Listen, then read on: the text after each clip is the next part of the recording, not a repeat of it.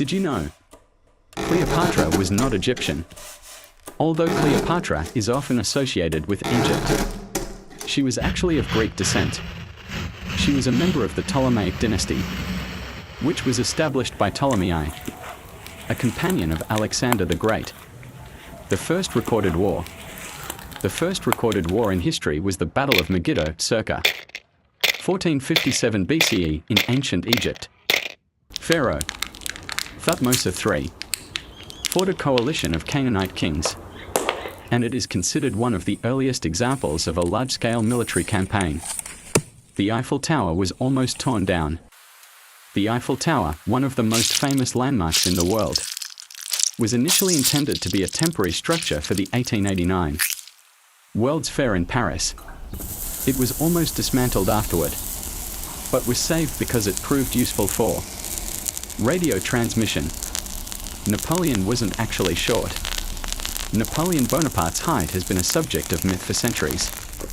He was actually of average height for a Frenchman of his time, standing at about 5 feet 6 inches or 5 feet 7 inches. The confusion arose from differences between French and English measurement systems. The Great Fire of London was started by a tiny flame. In 1666, the Great Fire of London destroyed much of the city. It began in a bakery on Pudding Lane. After a small flame ignited a pile of wooden buildings, the fire raged for 4 days and destroyed around 87 churches, thousands of homes and businesses. The Cold War space race was a race to the moon. The space race during the Cold War was a significant part of the competition between the United States and the Soviet Union.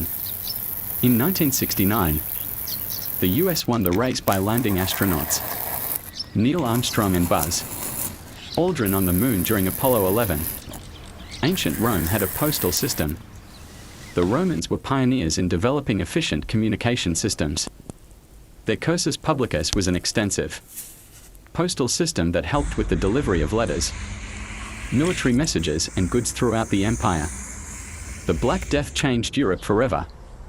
The Black Death, 1347 to 1351, wiped out an estimated 25 to 30 million people in Europe, or about 1/3 of the population.